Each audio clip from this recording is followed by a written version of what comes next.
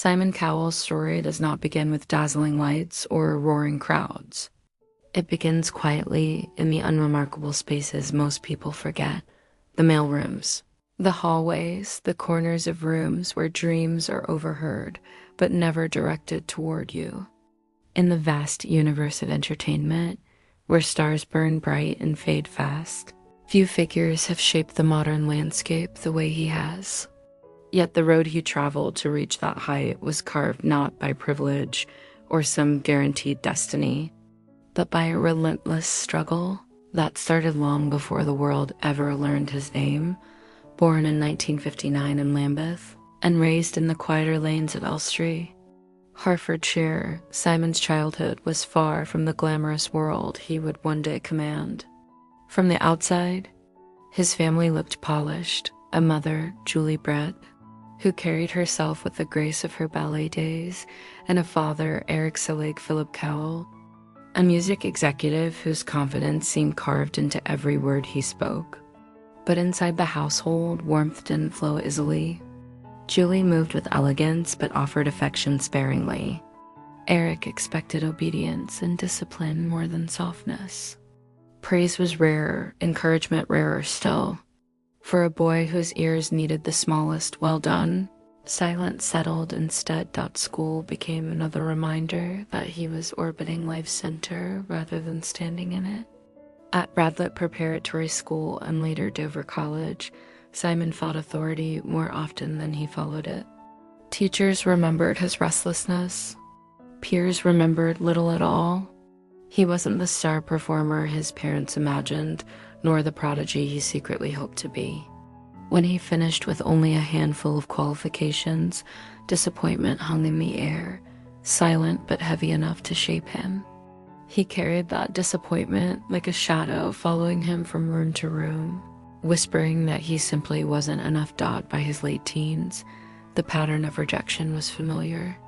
His father, more out of obligation than celebration, secured him a job in the mailroom of EME Music. It was a place where stars were born, where executives crafted hits, where decisions echoed across the world, and Simon delivered coffee to people who barely glanced his way. Sorting fan mail for artists adored by millions only magnified his invisibility. He once reflected on that time as an era where he might as well have been a ghost, a young man drifting through spaces that weren't designed to notice him. He left Amy once out of frustration, only to return again when the world outside mirrored the coldness he had hoped to escape. Every professional rejection felt like a repetition of childhood silence, reinforcing an old belief that he was destined to stand on sidelines. There were days he cried quietly in the privacy of workplace bathrooms, not because of one moment, but because of the weight of accumulated failure. Yet beneath those humiliations, something tougher slowly forged itself. Every disappointment hardened into grit. Every dismissal sharpened the hunger to be seen. Invisible or not, Simon refused to let that be the permanent headline of his life. By the early 1980s, he made his first real gamble. He and a partner launched Fanfare Records, chasing the dream of building a label from the ground up. For a time, the risk sparkled. A few pop hits gave him his first taste of success.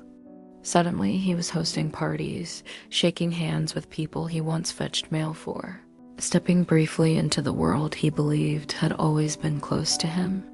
But the industry is as cruel as it is glamorous. What rises fast can vanish faster. Trends shifted, sales plummeted, and before long, Fanfare collapsed. The offices emptied. The contracts withered. Everything he had built evaporated. At barely 30, Simon returned to his parents' house, moving back into the same bedroom that once echoed with childhood loneliness. The humiliation was crushing. To the industry, it was just another failed venture, but to him it felt like the universe confirming his deepest fear, that the world simply didn't want him. But even then, in that quiet room filled with reminders of earlier failures, a stubborn flame remained. The collapse did not destroy him. It redirected him. In the early 1990s, he stepped back into the music world, not as a rising star, but as someone marked by failure. At BMG, he wasn't greeted with excitement, but with skepticism. His name carried the stain of a man whose big swing had already imploded. Every meeting, every pitch, every handshake carried the silent judgment. Is he worth trusting again? Instead of indulging pride, Simon rebuilt himself from scratch. He studied markets, audiences, trends, not the idealistic world of artistry, but the real world of what people actually bought. It was here he realized a truth that would define his empire. Critics don't buy records. Ordinary people do. That understanding became his compass.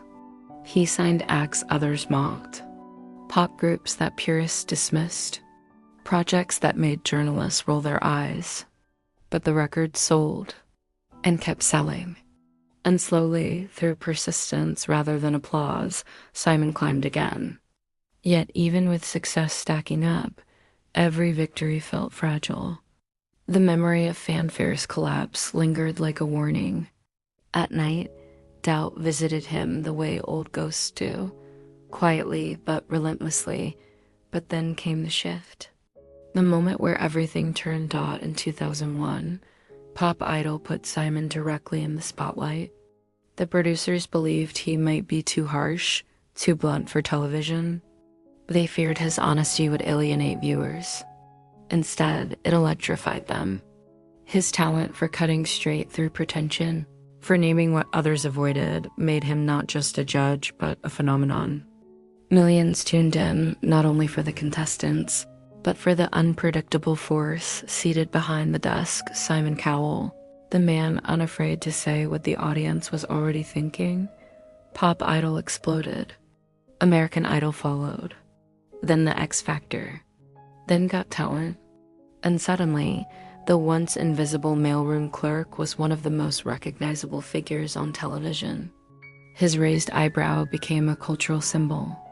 His critique shaped careers. His name became synonymous with the modern talent show era. At his peak, formats tied to him reached hundreds of millions of viewers across continents. The influence he once believed he'd never have became too massive to ignore, yet success came with its price. He was loved and hated with equal passion. Critics labeled him cruel, tabloids mocked him, audiences cheered him while others booed. But Simon understood something few in the public eye ever do.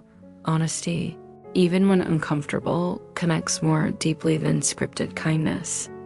And so he stayed unfiltered, unpolished, and unafraid. His climb from obscurity to global dominance was not built on luck. It was forged in rejection, sharpened through failure, and fueled by a desire to never disappear again. But as the empire rose, another story was quietly forming beneath it, one of loneliness, pressure, and the emotional cost of becoming a symbol rather than a person. And that story was only just beginning. As Simon's influence grew, so did the complexity of the world surrounding him. The dazzling lights of television masked a private life increasingly defined by pressure, long hours, and stretching himself so thin that the line between identity and job began to blur. Success had elevated him to a global pedestal, but that pedestal was built on expectations, scrutiny, and the unspoken demand that he remain unshakable at all times. His sharp critiques became television moments replayed across continents. His presence on judging panels became a standard of entertainment. But behind that commanding posture was a man navigating challenges far deeper than the public ever saw dot by the early 2010s. Simon had entered a chapter of life where every decision he made echoed across the world. Shows he created or influenced had spread to dozens of countries, each generating new stars and new controversies. With fame came isolation, the kind that creeps quietly into a person's life, the kind that follows even in rooms filled with people. The industry celebrated his power, but the higher he climbed, the harder it became to find places where he could simply exhale, despite the noise of the world around him. A different narrative was unfolding, one that would shake the foundation of his public image.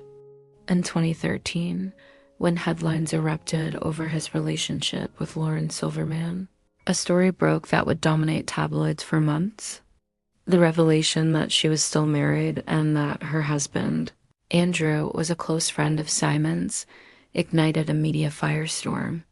Simon, accustomed to shaping public narratives, suddenly found himself unable to control the one being written about him. Cameras stalked him. Commentators dissected every expression. For perhaps the first time, he was not the one delivering the judgment. He was the one receiving it. The weight of scandal was heavy, not because of embarrassment. Fame had long made him immune to that, but because the controversy involved people he cared about. Trust fractured, friendships broke, and for a man who had spent decades trying to shield his vulnerabilities, this moment tore through his defenses. Later, he would admit that he wasn't proud of how things unfolded. It wasn't a statement crafted for headlines. It was a rare glimpse into the quiet remorse he carried beneath the surface. And then came February 2014, a moment that brought unexpected redemption and realignment. When he held his newborn son, Eric, for the first time, the relentless noise of his life softened. The cameras captured a smile, but they could never capture the shift happening within him. Eric wasn't just a child. He was a reset, a grounding force arriving at a time when Simon was navigating one of the most chaotic emotional chapters of his life. Suddenly, the man who once spent nights buried in work now found himself learning the rhythms of bedtime routines, assembling toys with clumsy dedication and reading stories in the quiet glow of a nursery lamp. It wasn't about transforming into someone new. It was about rediscovering someone he had forgotten he could be. His life, once measured in contracts and viewership numbers, began to find meaning in smaller, softer moments. A little hand gripping his finger, the unfiltered laughter of a child, the kind of love that doesn't need ratings to feel real. People close to him noticed the change. The fierce mogul whose schedule rarely allowed room for spontaneity now made time for playdates, school runs, and being present in ways he once thought impossible. It didn't erase the past. It didn't quiet the tabloids. But it reshaped him. It gave him a reason to pause, to breathe, to reevaluate what legacy he ultimately wanted to build. But even in moments of renewal, life carried an uncheckable truth. Joy and sorrow often coexist. In 2015, Simon faced one of the most painful losses a person can endure, the passing of his mother. Julie, she was 89, a lifetime of grace behind her. But age does not soften the blow of losing someone who shaped the earliest chapters of a life. Her death came during a period when Simon was juggling television commitments and navigating new fatherhood. Suddenly, all of it, the noise, the deadlines, the expectations, became irrelevant. Filming paused. Meetings were canceled. He retreated into a quiet grief that peeled back decades of emotional armor. Julie had been many things, elegant, distant at times, but also a constant presence. Her passing forced him to confront not just her absence, but also the lingering ache of losing his father in 1999. Both parents were now memories, and the weight of that finality carved a stillness into him. Friends recalled how muted he became during that time. A man accustomed to commanding rooms, now sitting in silence, lost in reflection. He had spent his entire adulthood chasing success, chasing impact, chasing recognition, perhaps in some ways trying to fill the void left by a childhood where affection wasn't freely given. Losing his mother reopened those old wounds. It reminded him that even the most influential figures in the world are, at their core, sons and daughters searching for their parents' approval. Even when time runs out before the words are said in the wake of grief, Simon continued forward, but the emotional landscape of his life had changed. He carried not just the burden of public expectations, but also the private reminders of how fragile everything truly is. Despite the storms of scandal and loss, fatherhood remained the anchor that steadied him. Eric became a mirror, reflecting a version of Simon that wasn't defined by power or reputation, but by patience, love, and the quiet joys of ordinary moments. Yet life had another trial waiting, one that would not challenge his reputation or emotions, but his physical survival. In August 2020, at 60 years old, Simon's world shifted in a single violent moment. While testing a new electric bike in the courtyard of his Malibu home, a miscalculation sent him crashing to the ground. His back shattered in multiple places. The pain was immediate and merciless. Suddenly, the man who had spent decades standing tall in front of cameras lay immobilized, staring at a sky that felt both impossibly distant and terrifyingly close. He would later confess that he came within a minute of not making it. Surgeons worked for hours. Steel rods were inserted into his spine. Every breath felt fragile. Every movement carried agony. For a man defined by his composure, the vulnerability was staggering. Gone were the bright lights of studios, replaced by hospital monitors and quiet fear. Yet the darkest part of that period wasn't the pain. It was the thought of his son. The fear that Eric, then only 6, might grow up without him. That fear became the spark that pushed him through the grueling recovery. Standing again required help. Sitting was agony. Walking felt like a distant goal. But Simon pushed, step by step, fueled not by ego or ambition, but by the simple desire to return to his child. Even after months of recovery, when he finally began regaining strength, fate struck again. In early 2022, another electric bike accident shattered his arm and bruised his face. Headlines mocked him. Critics labeled him reckless. But beneath the surface, the second accident hurt in a different way, not physically, but emotionally. It reminded him of how quickly life can turn, how fragile even the strongest personas can be. Still, he refused to retreat. He adjusted his lifestyle, changed his routines, prioritized health in ways he had never taken seriously before. The accidents didn't defeat him, they reshaped him. They made him confront what mattered most: time, presence, family, and the quiet understanding that life cannot be outrun or controlled, only cherished as he healed. The world began seeing a different Simon, softened not by weakness, but by perspective. A man who had spent decades defining entertainment was now learning to define something even more rare in the public eye: balance.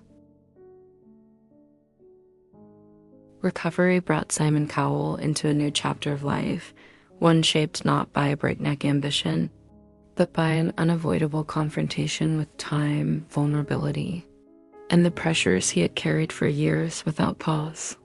Yet even as he healed from the physical trauma of his accidents, another challenge emerged, one that played out not in hospitals or operating rooms, but in the unforgiving glare of cameras and public scrutiny.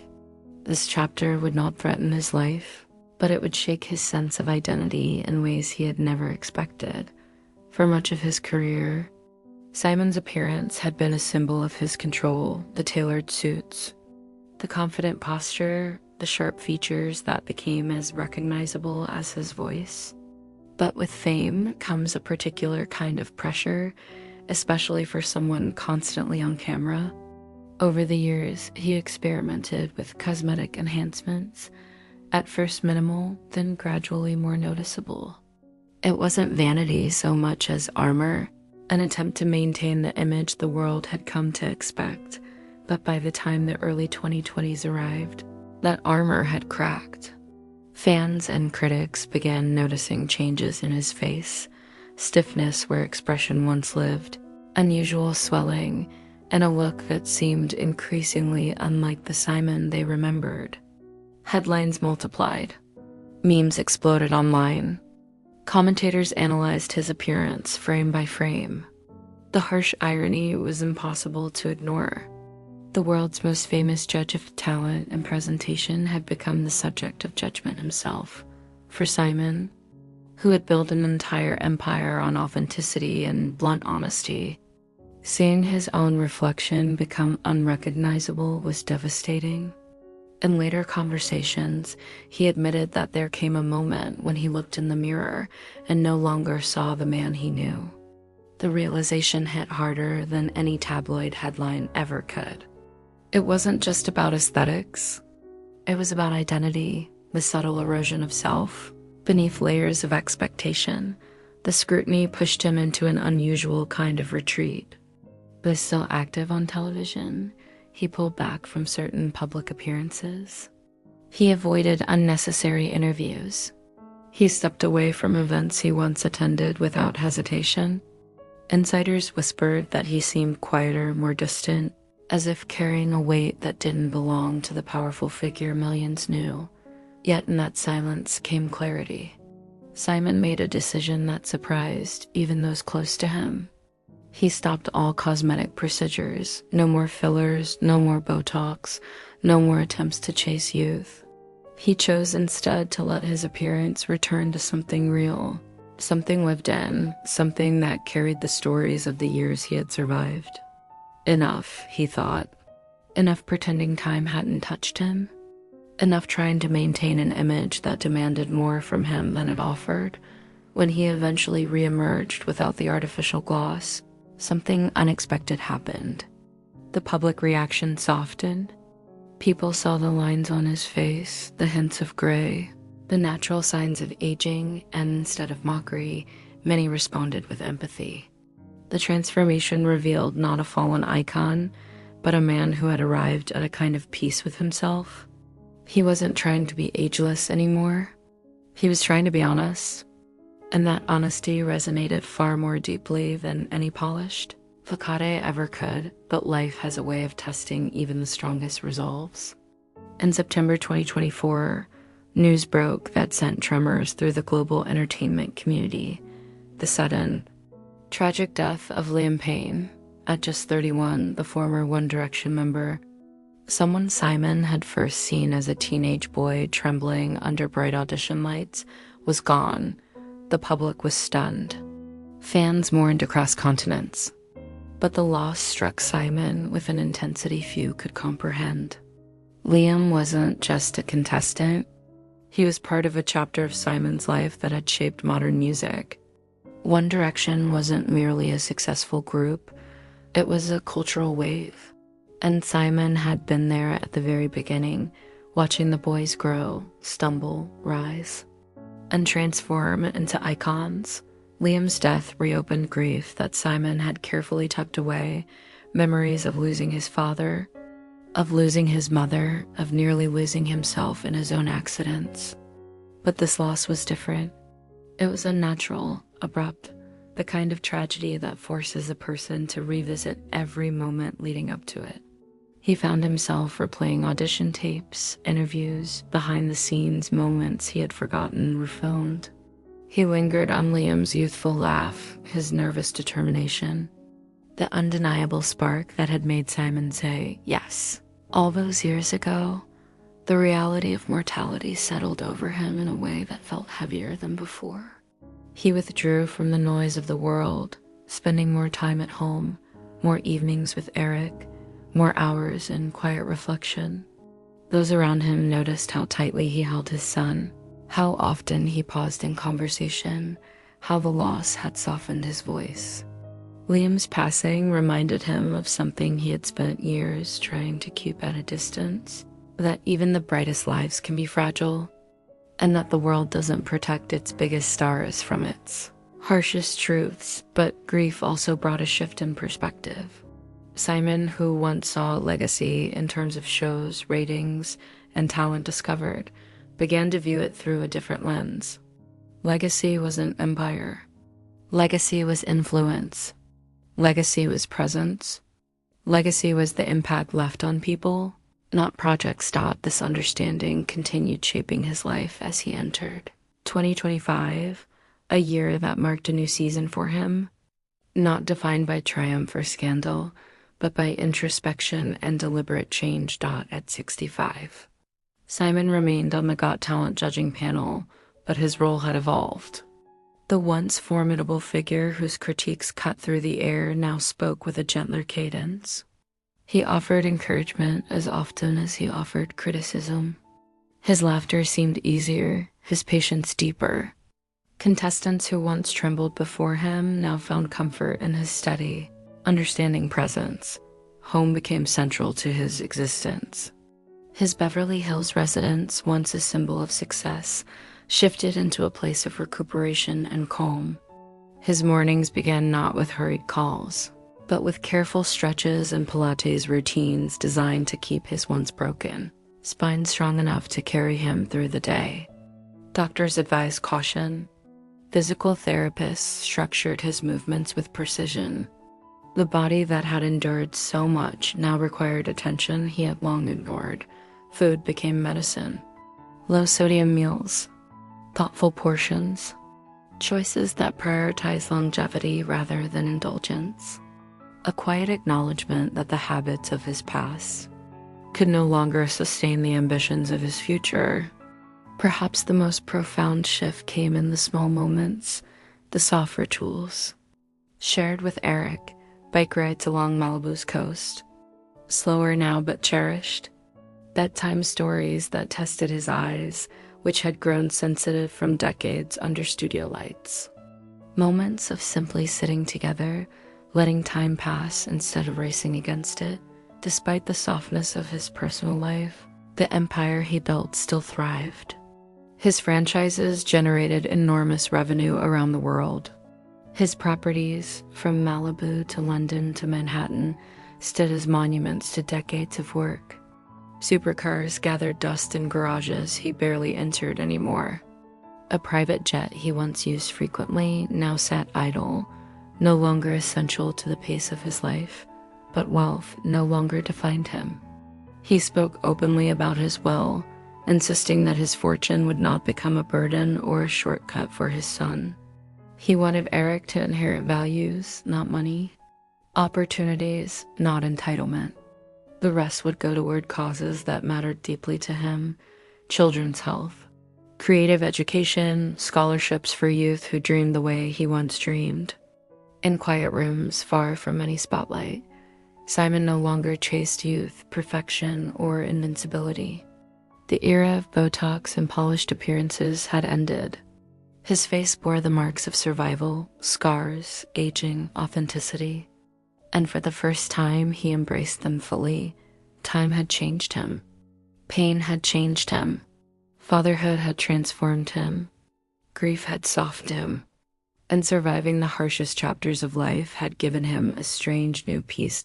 In these years, Simon Cowell discovered something that decades of fame can never teach: that the true measure of a legacy is not the noise it creates, but the lives it touches, the lessons it leaves behind, and the courage it takes to evolve.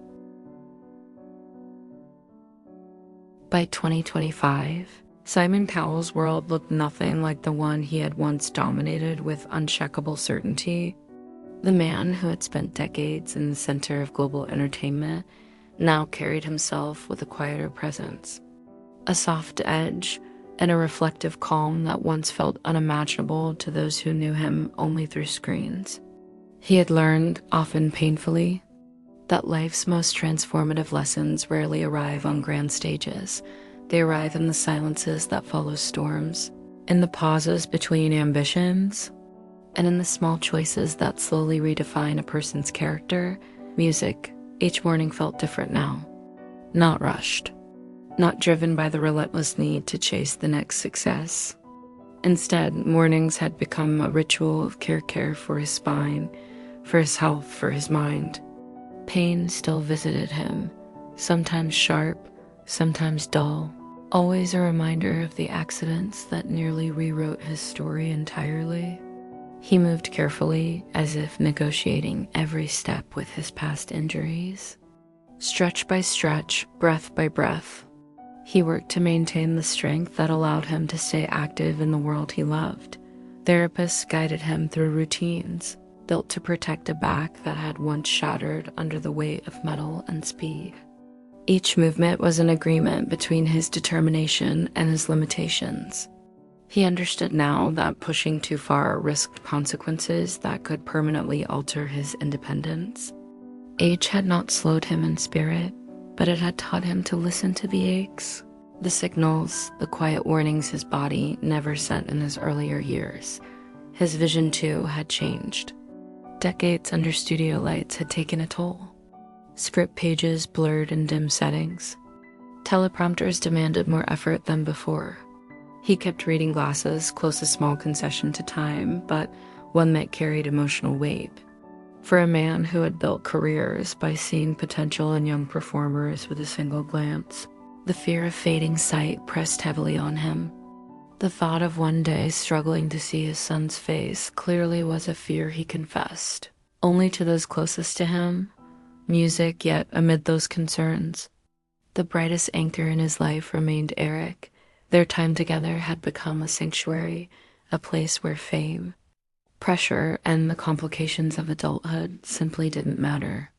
Simon found joy in the simplest things, watching Eric wobble on a bike, hearing him laugh at inside jokes they crafted together, reading bedtime stories even when the text blurred, relying on memory for the parts his eyes struggled to catch.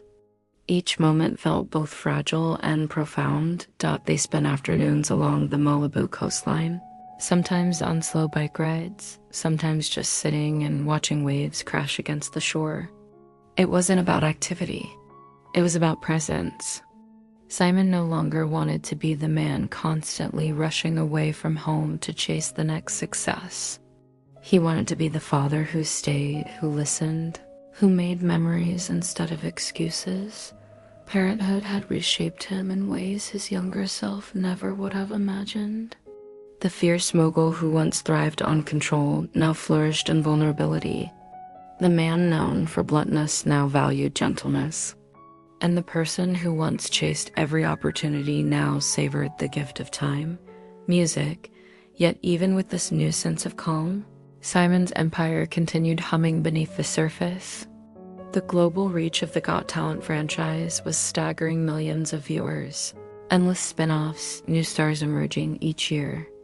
The X Factor, though quieter than in its heyday, remained etched into pop culture, its alumni forming a legacy that stretched across the music industry. His influence remained undeniable. Networks sought his insight. Producers wanted his instincts. Artists craved his feedback. Even when he wasn't on camera, his fingerprints shaped shows, formats, and decisions behind the scenes. But he no longer let the business consume him. He contributed strategically, choosing moments that mattered instead of being everywhere at once. His wealth, amassed across decades, painted a picture of a life overflowing with success. The figures were staggering. A fortune exceeding $600 million, real estate spanning continents, a Malibu estate with ocean views, a majestic London residence in Holland Park, a Manhattan penthouse overlooking Central Park, a fleet of luxury cars he rarely touched anymore, and a private jet he now used sparingly, choosing to slow the pace that once defined him. But what meant most to him wasn't the accumulation, it was the direction of that wealth. He spoke openly about ensuring Eric wouldn't grow up with a fortune handed to him. He didn't want his son defined by money. He wanted him defined by character, gratitude, kindness. And so he made plans for his wealth to funnel into causes dear to him: children's healthcare programs, creative arts initiatives, educational scholarships. It wasn't charity for the sake of optics. It was a reimagining of legacy, music, yet even with wealth, influence, and a newfound sense of peace. Simon's inner world remained shaped by the echoes of his past, the accidents, the scandals, the losses that carved permanent scars. At times, anxiety would creep in during sleepless nights. The memory of falling, the split second before impact, played back in flashes. The dread of another injury, another reminder of fragility, followed him like a faint shadow, but he didn't hide from those thoughts.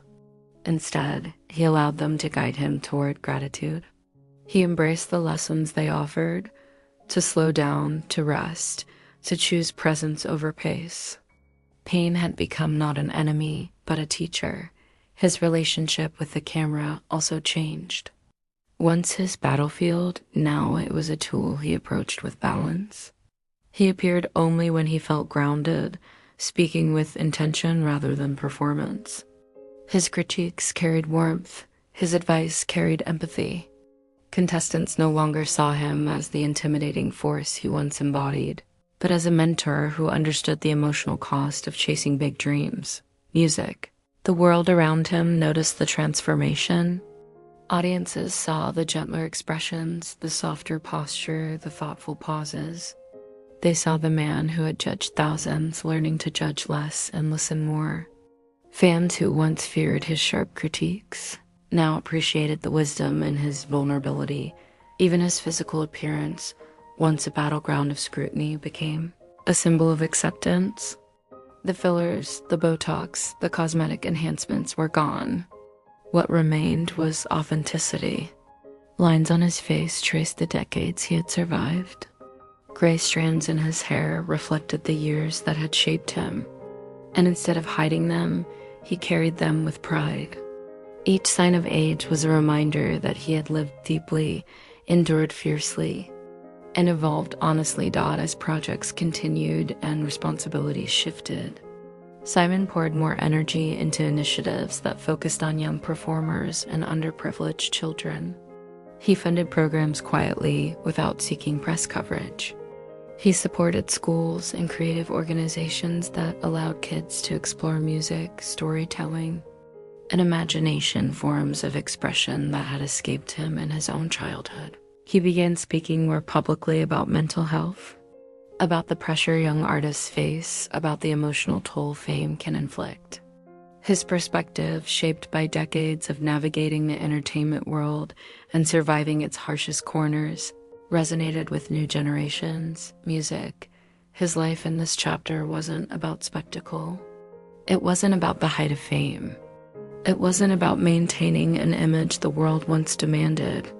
It was about something far more enduring, understanding who he truly was beyond the judge's table, beyond the headlines, beyond the empire. Simon Cowell had become, in ways he never expected, a symbol not of power, but of resilience. A reminder that survival is not only physical, it is emotional, mental, spiritual. That evolving is not a sign of weakness, it is proof of courage. And that slowing down is not a retreat, it is a reclaiming of what matters most. The man who once spent his life searching for validation now found contentment in moments that required none. His journey was far from finished. It was simply entering its most honest chapter yet. As 2025 unfolded, Simon Cowell found himself living in a season defined less by achievement and more by intention.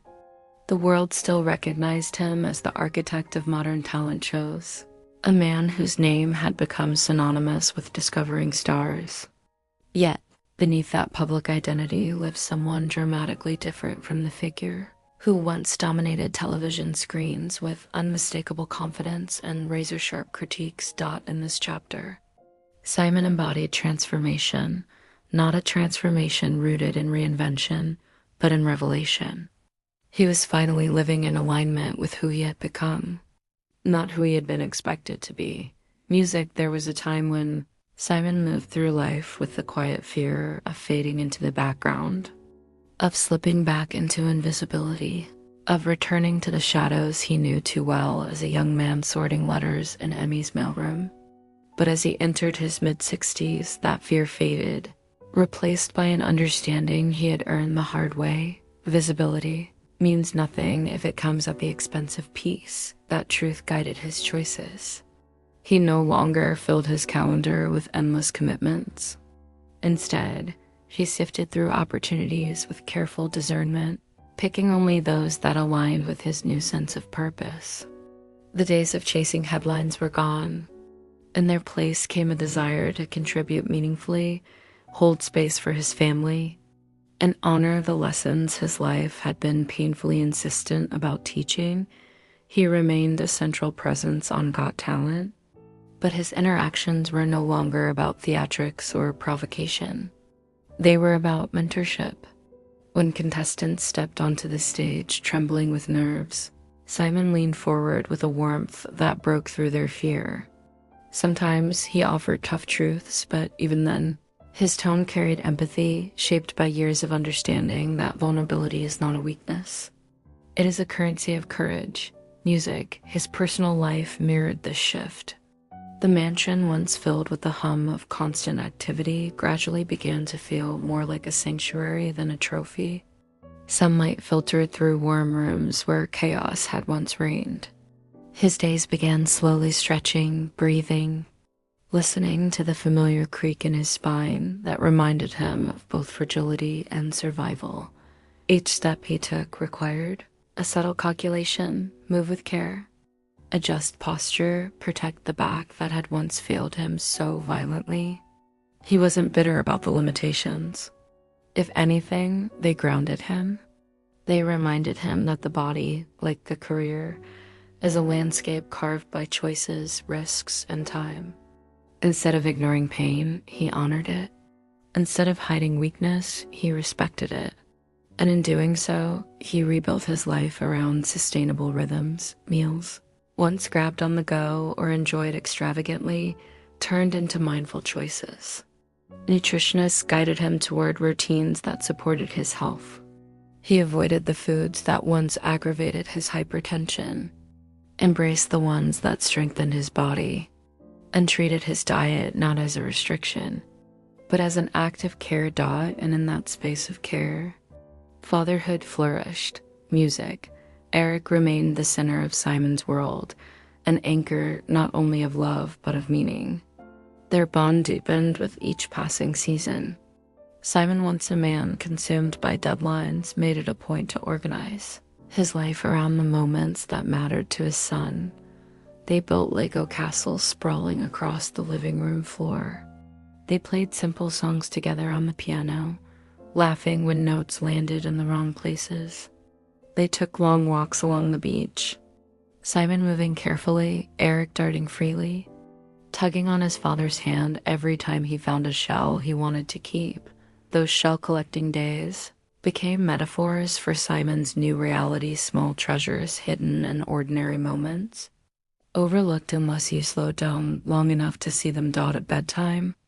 When Eric huddled close as Simon read stories, the words sometimes blurred. His vision, dimmed by years of studio glare, required frequent pauses. But where his younger self might have felt frustration, he now felt gratitude. He turned the page slowly, savoring each sentence, each shared laugh, each fleeting moment that would one day become a cherished memory. Music, the professional world still called to him. Meetings persisted, projects continued. His franchises, economic powerhouses that had reshaped television, marched forward with or without his constant involvement. But Simon's relationship with his work had evolved. He no longer measured success through rating spikes or global reach. Success became something quieter, the chance to give someone the opportunity he never had. He invested in mentorship programs for young artists, initiatives designed not for publicity but for purpose.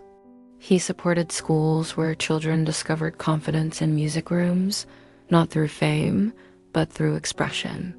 He funded scholarships for teenagers who couldn't afford instruments or creative training, ensuring that financial walls never blocked talent from blooming. And in these acts, Simon felt a sense of fulfillment deeper than any applause, music, yet. Despite the peace he had cultivated, he still carried the emotional residue of earlier battles. Nights sometimes brought restlessness. Memories of his bike accidents replayed in the edges of his subconscious, the moment of losing control, the violent impact, the blinding pain. The fear of losing mobility lingered, a phantom reminder that life can change in an instant. His past mistakes, professional, personal, and public, still echoed too. But reflection no longer brought shame. Instead, it brought understanding. Simon realized that the most important transformations don't erase the past. They transmute it into wisdom. He began sharing that wisdom with those who asked, not in motivational speeches or glossy interviews, but in quiet conversations with contestants, young artists, and close friends who sought guidance. He spoke about the cost of ambition, the importance of balance, the danger of attaching self-worth to external validation, and the necessity of embracing one's imperfections. It was advice he once would have ignored, but now it was advice he lived by. Music. As months passed, Simon's public appearances carried a new demeanor. His laughter felt looser. His critiques felt thoughtful. His presence felt grounded. The viewers who had watched him for years could sense the shift. A man once defined by dominance, now defined by authenticity. He no longer needed the shield of perfection, no longer chased the illusion of eternal youth, no longer feared the possibility of stepping back. His face, now marked with lines that told real stories, had become a testament to a life fully lived. His voice, once sharp and commanding, softened into something wiser. His priorities, once scattered across continents, now centered around a single truth. The people we love are the most precious legacy we leave behind. Music. And so, Simon Cowell stepped into a new identity, not as a judge, not as a mogul, not as a symbol of ruthless entertainment, but as a man who had survived storms and found clarity on the other side. Man who had learned that success is hollow without presence. Man who had learned that power is empty without compassion. Man who had learned that life's truest treasures are found not in attention, but in connection. The journey that began in the silence of a lonely childhood now unfolded into a life filled with meaning, intention, and love. He had discovered that evolution is not betrayal, it is growth, and that peace is not found in the spotlight, it is found in the quiet moments when we choose to be fully human. His story, still unfolding, remains a testament to resilience, reinvention, and the courage to embrace the truth of who we are at every age. In every chapter, through every rise and fall, Simon Cowell's life, far from finished, stands as a reminder that legacy is not what we achieve. Legacy is what we become.